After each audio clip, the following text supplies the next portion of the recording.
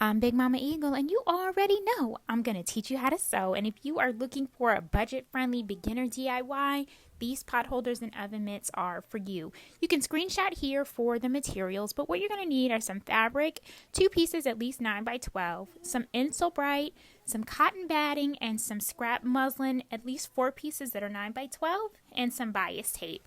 You're also going to need a pattern for this. If you don't have one, don't worry. There's one right on the back of the Insole Bright package. In addition to these supplies, you're going to need matching thread, some sewing clips or binder clips, and also a walking foot for your sewing machine.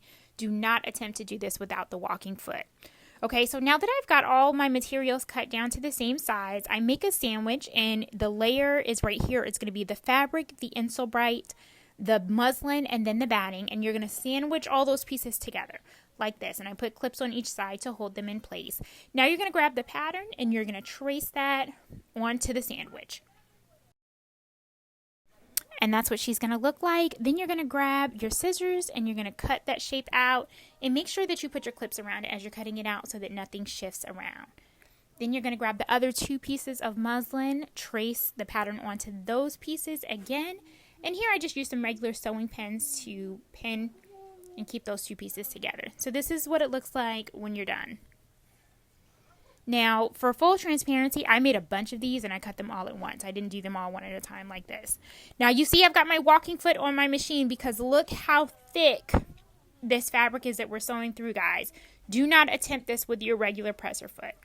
So now I have sewn around my pot holder and the pattern lines for my oven mitt, and I'm going to start with this lining piece. So I cut out all around the oven mitt shape. Now I want to very carefully snip all the way to the seam line in that corner between the thumb and the fingers before I flip this guy inside out. And you can see it's already looking so good. Now I'm going to grab the lining piece and I'm just going to put my hand in it and shove it up in there. And once you get it all settled, you're going to find that there's a little excess that hangs off. You just trim that and get it prepared for the bias binding. So here I've got some bias tape. I chose the blue one and I just put that on. If you want a separate tutorial for the bias binding, let me know. But once that's on there, that girl is done. I did the same thing for the pot holder, and just showing here how I added a little loop before I started.